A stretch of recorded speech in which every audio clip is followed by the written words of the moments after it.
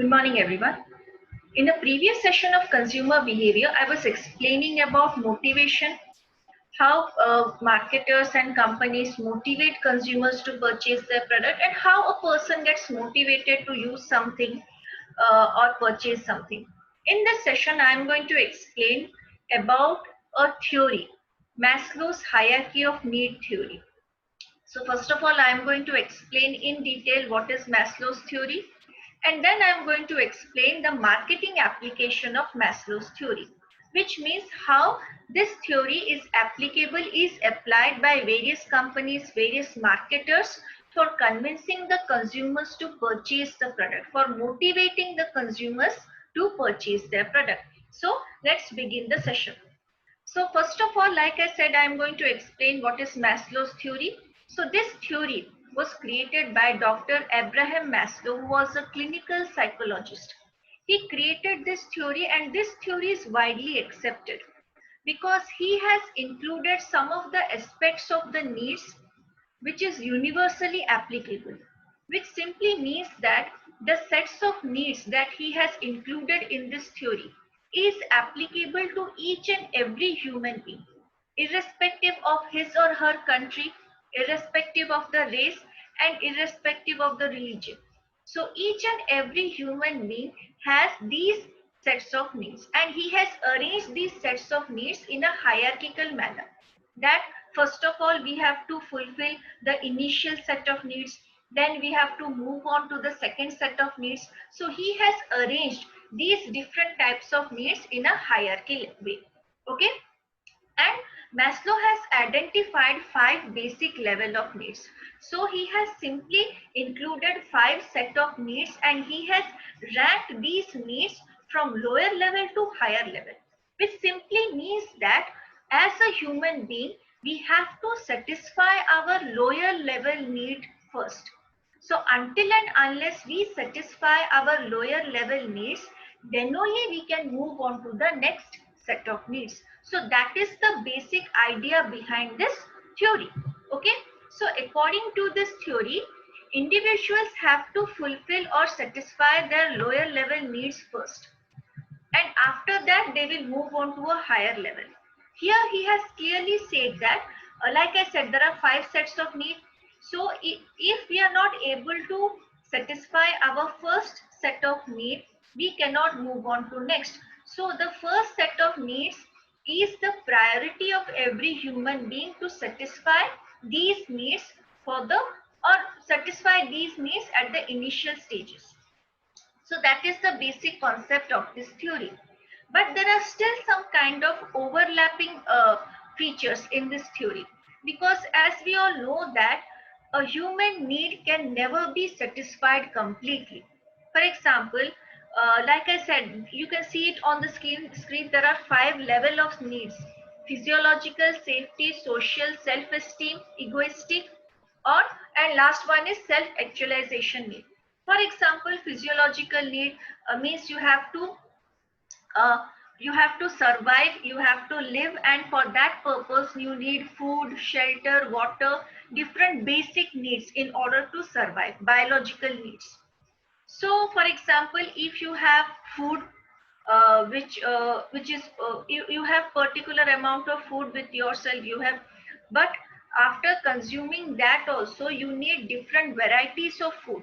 See, food is consumed to satisfy, or we can get rid of hunger, because of that reason food is used.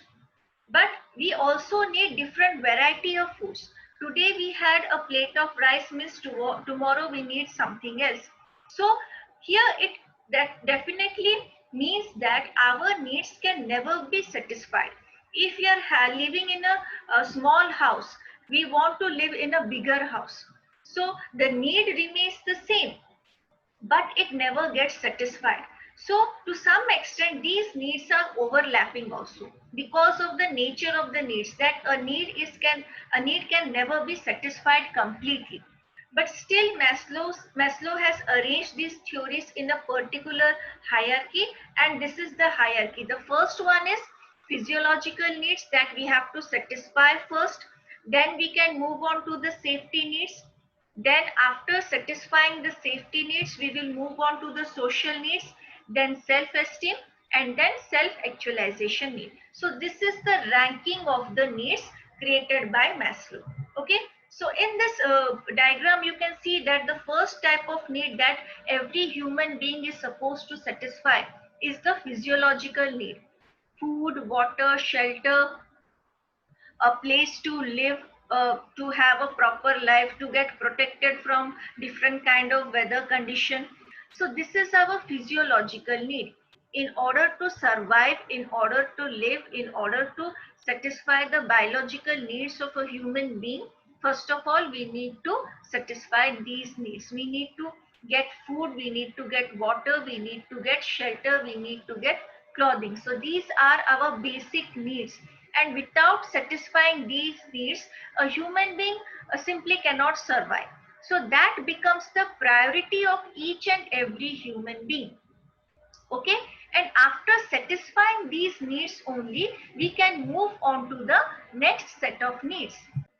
So if we see the chronology of this need, physiological needs come first, and this type of needs are very dominant in nature.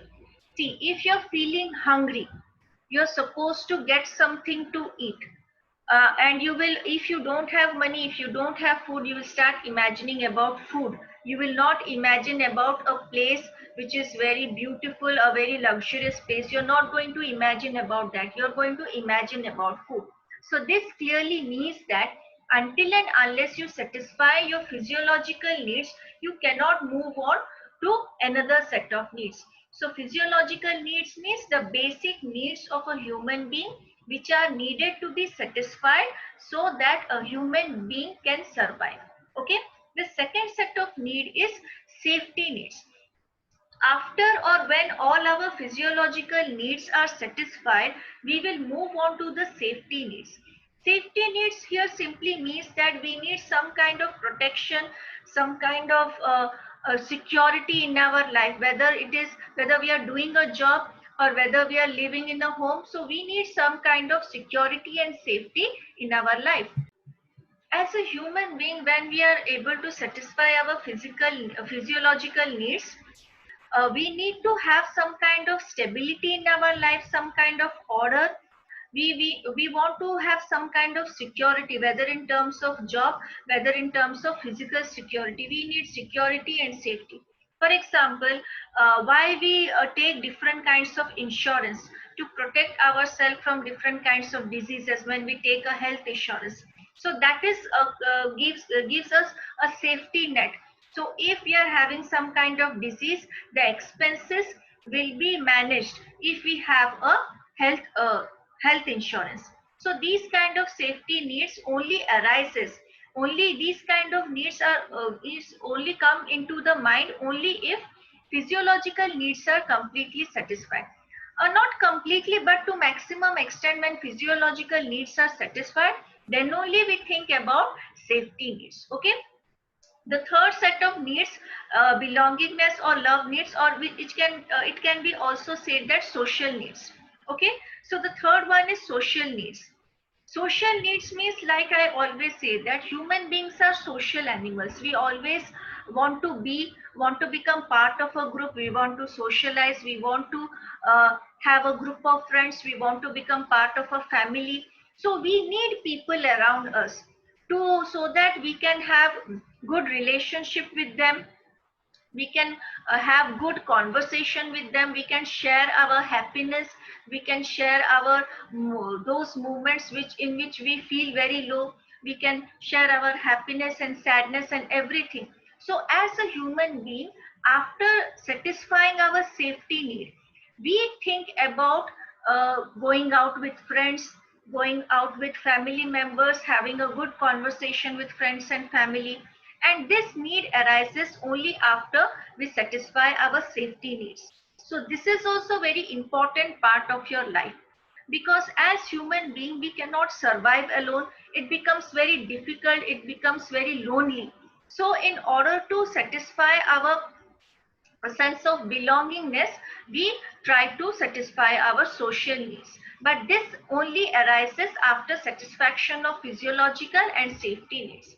Simple, when you're feeling hungry, when you don't have food to eat, when you don't have job security, you won't be making friends and going out with friends and hanging with your friends. So this type of need does not come to your mind until and unless you have some kind of stability in your life.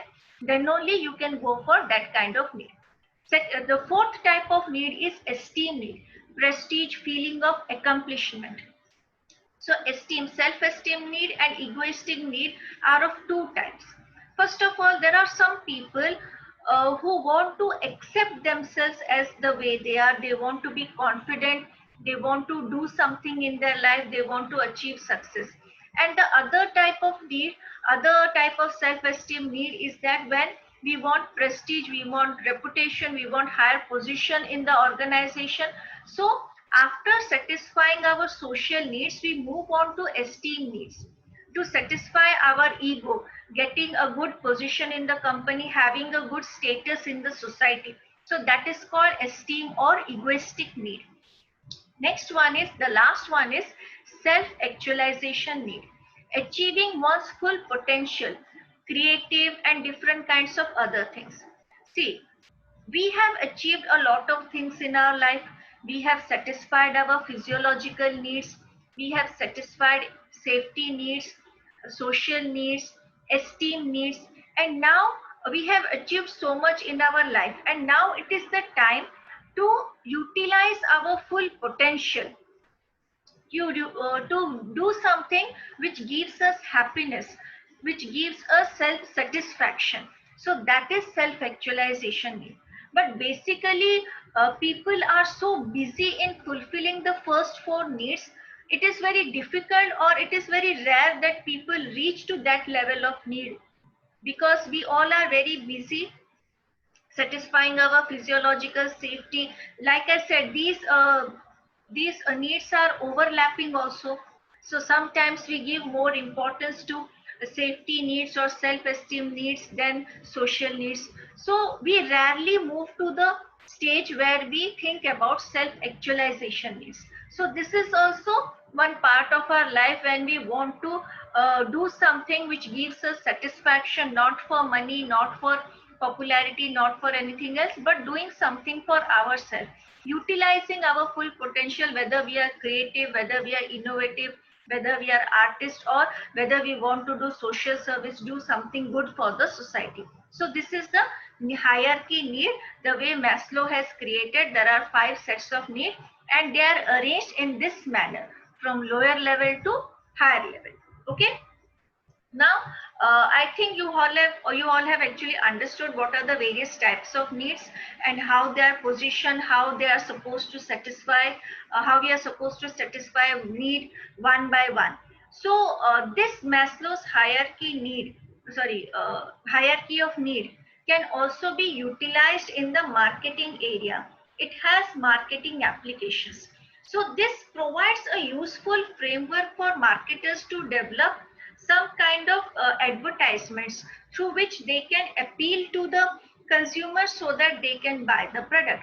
See, like I said, physiological needs mean food, shelter, and cloth. So there are many companies who are manufacturing food.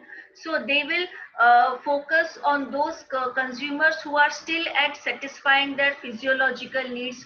Insurance companies or even companies who are selling antivirus and other security system thing, they will be focusing on that level of that kind of consumers who have satisfied their physiological need and they have moved on to satisfying their safety needs. They take different kinds of insurance, they invest in different kinds of investment proposals and all those.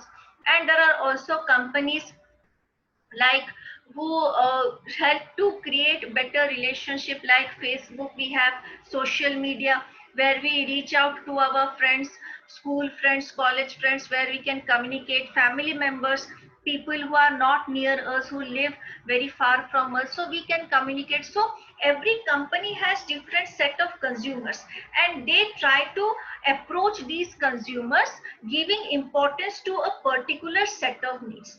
Like, for example, a company is manufacturing biscuit, so it will try to appeal to those consumers who want to satisfy their physiological needs, not those consumers who are trying to satisfy their self-actualization need. So like this method, sorry, this theory is used in the marketing aspect. Okay. So, Maslow's hierarchy of needs offers a way to look at how consumers evaluate the core product. So, core product means what are the basic product and how we are supposed to, what is the point of view of the consumers regarding the product. For example, a company is been manufacturing some kind of home appliances like washing machine, refrigerator, and all that, and suddenly they have moved on and they have created a new type of business like FMCG. So the people who are using home appliances, obviously they are in a good position. They are trying to satisfy their safety or social needs or self-esteem needs, and suddenly this company has started a new business like FMCG products. So now they have to understand the point of view of those consumers who are still at satisfying their physiological needs. So they need to evaluate the point of view of each and every of that evaluate the point of view of the consumers regarding their products, regarding the various products attached to them. So that's why this theory is used in marketing applications. Okay. Now Harrington, another author, has created 4 points describing how these methods can be used. Okay. So here Harrington has attached a particular need with a particular set of products. Like in the first point, he has mentioned that the core products represents and fulfills the physiological needs. Like food, shelter, water, these are the core products and they satisfy the physiological needs. So here Harrington has created different categories of product which satisfy different categories of need. So the core products usually satisfy the physiological needs.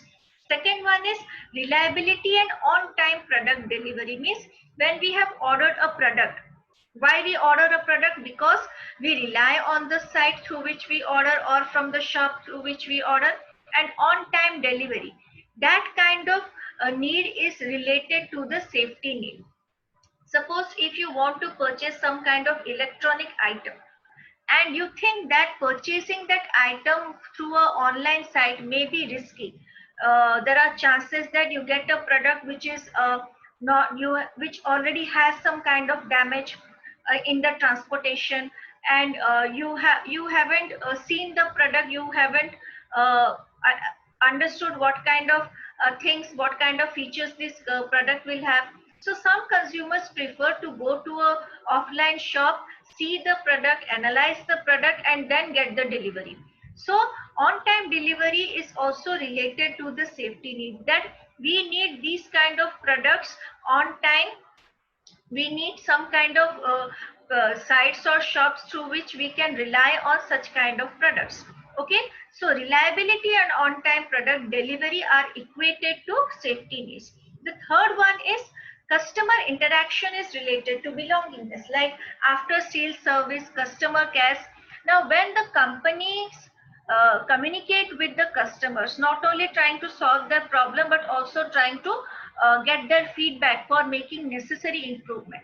Now as a consumer, when you have certain kind of issue in your product, you go to the customer care and the approach is very fine, you feel very good, your feedback is taken, they even saved a lot of time, they didn't waste a lot of time, so that you can get the product very quickly after some kind of repairing or something.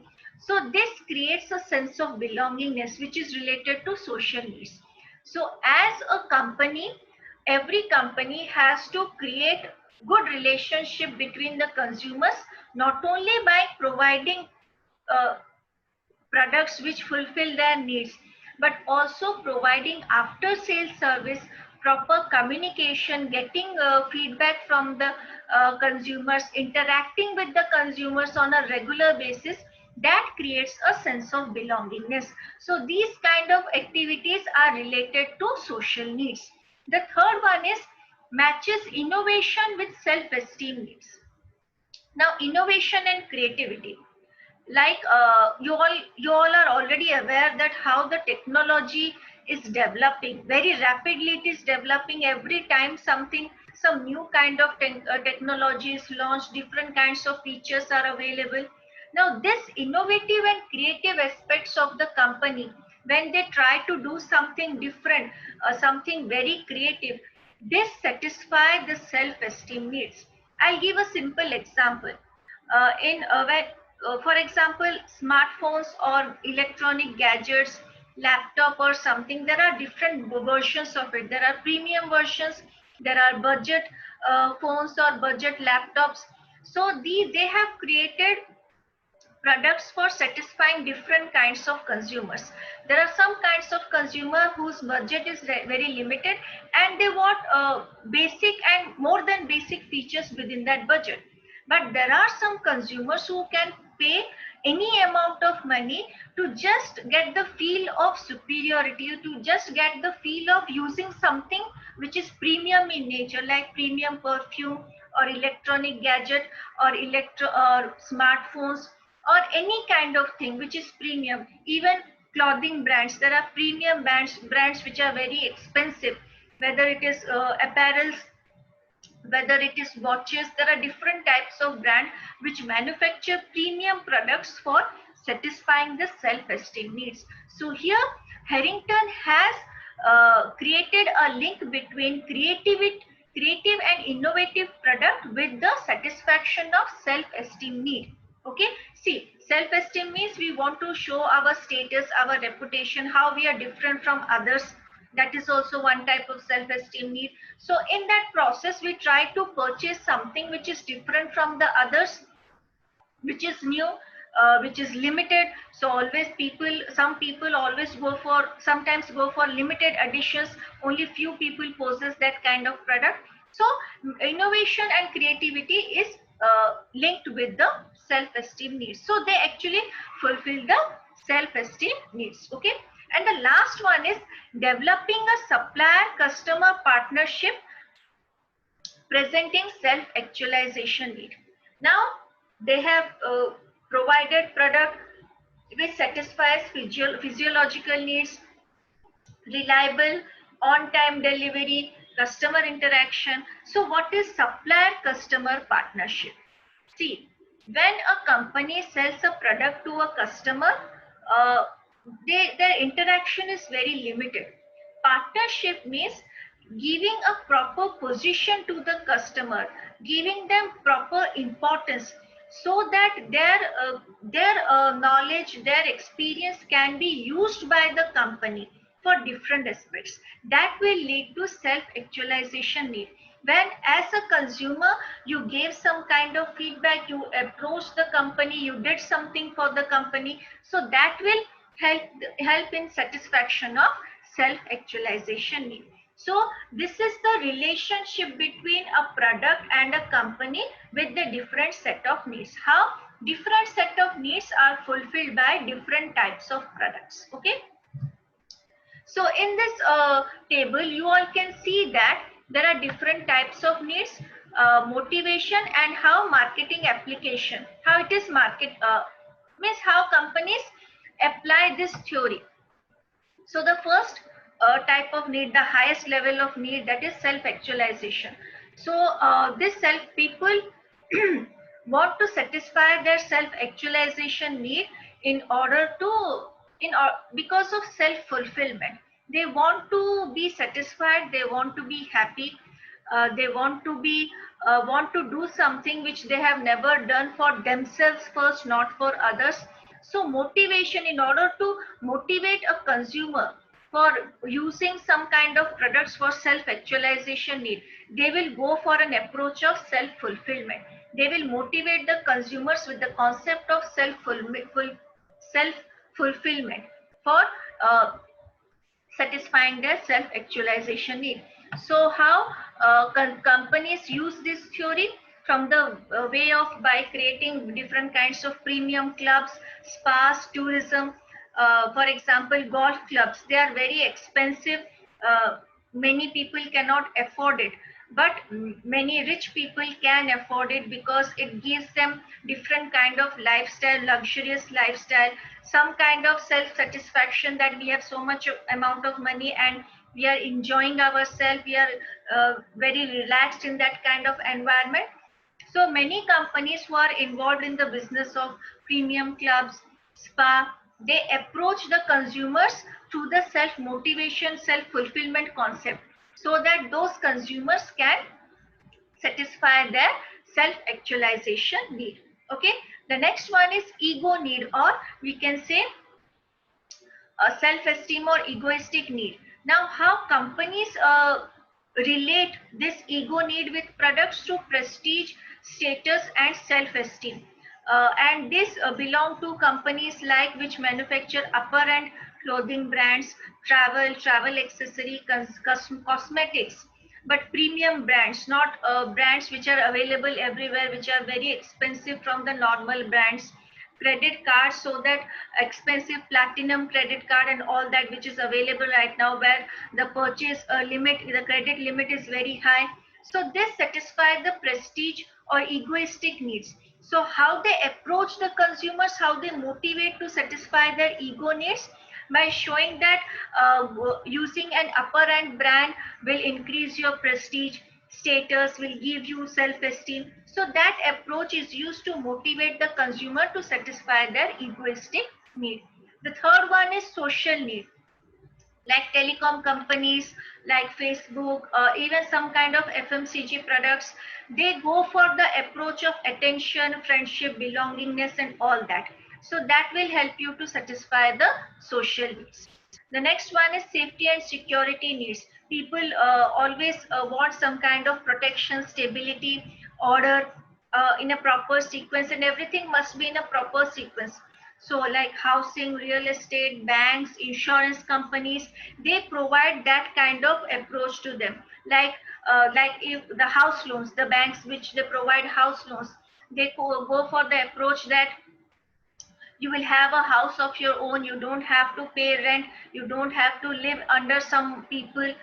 So that will give you stability. And these kind of organization and company go for this kind of approach, like we provide protection, stability. So they motivate consumers through this approach. And the last one is physiological needs, like water, food, shelter, and all that, like public utilities, public companies which provide cheaper products.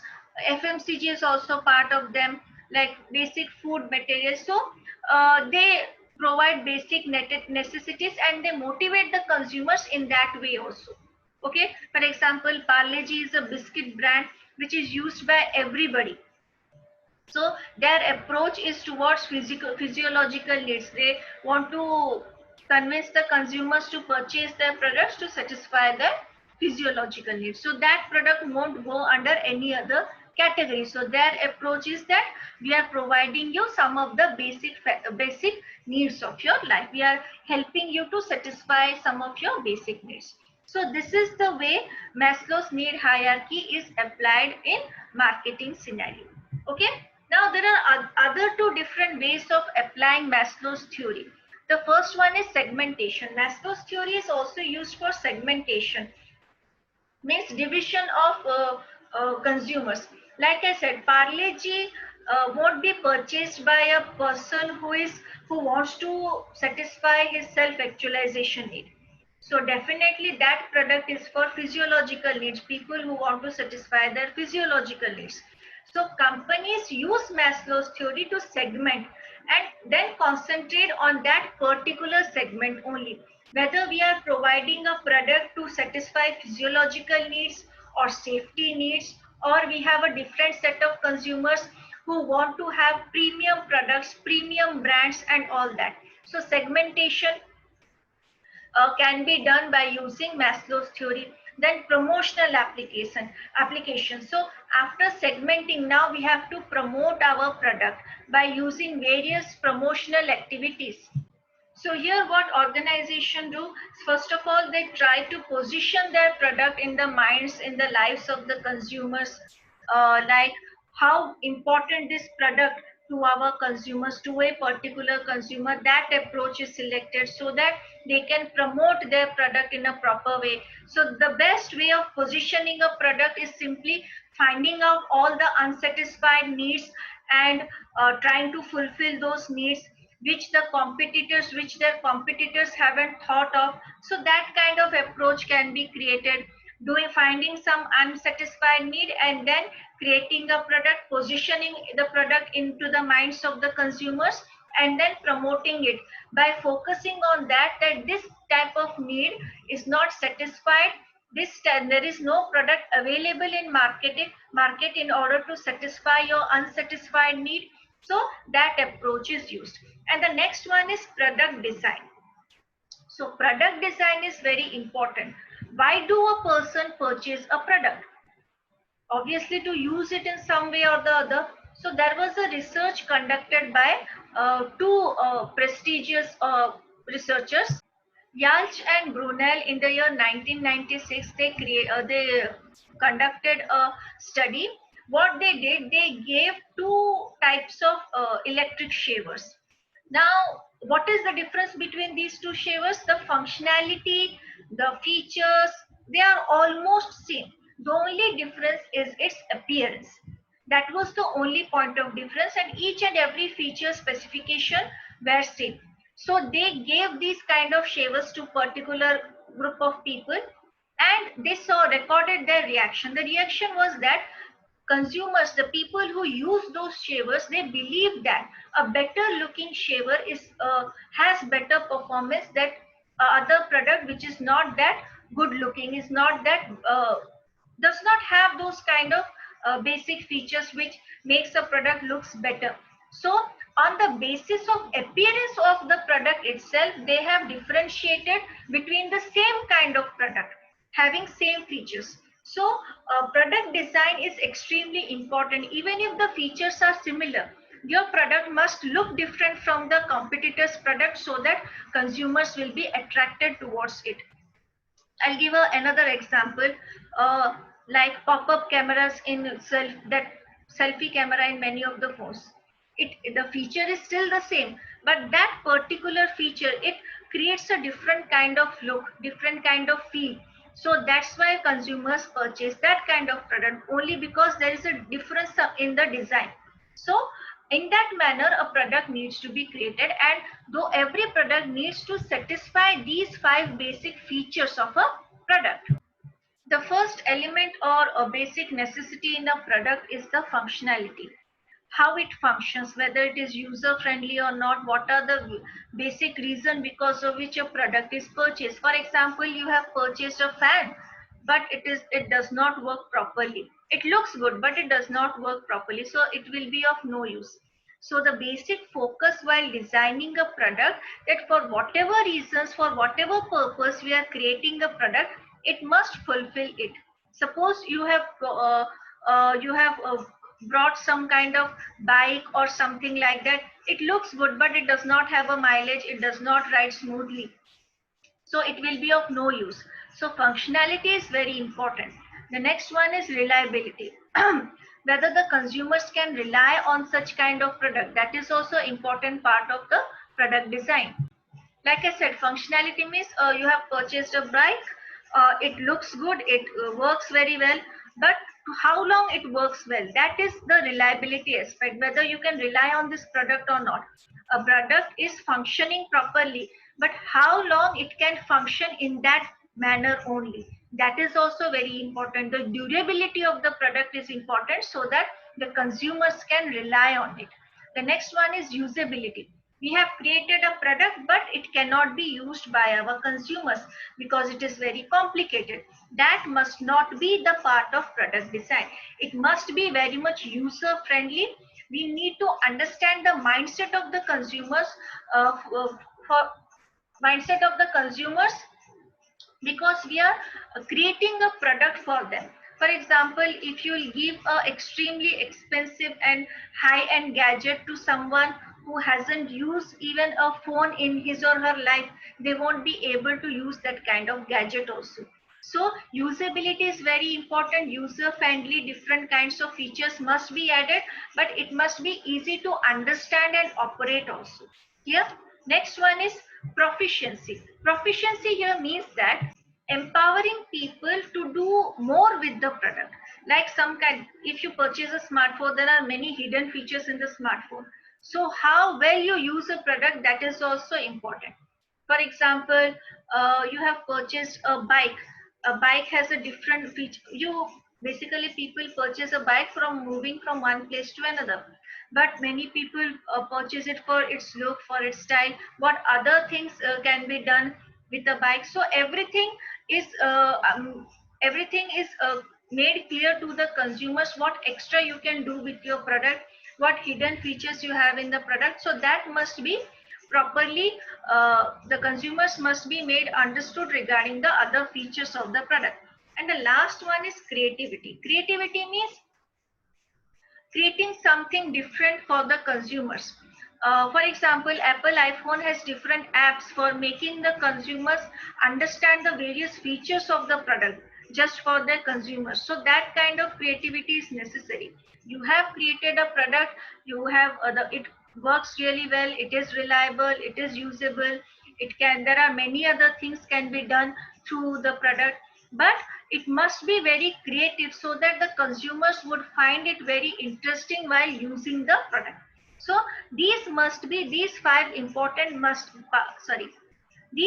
important aspects must be an integral part of every product design. Okay. So in today's session, first of all, like I said, I have explained the Maslow's theory, and then I explained how it is used in the marketing scenario, or what are the various marketing applications. Okay. In the next session, I am going to explain another topic related to motivation, that is called motivation research, and then I will move on to another topic which is called personality. Okay. So this is it for today. We will meet in the next session. Thank you.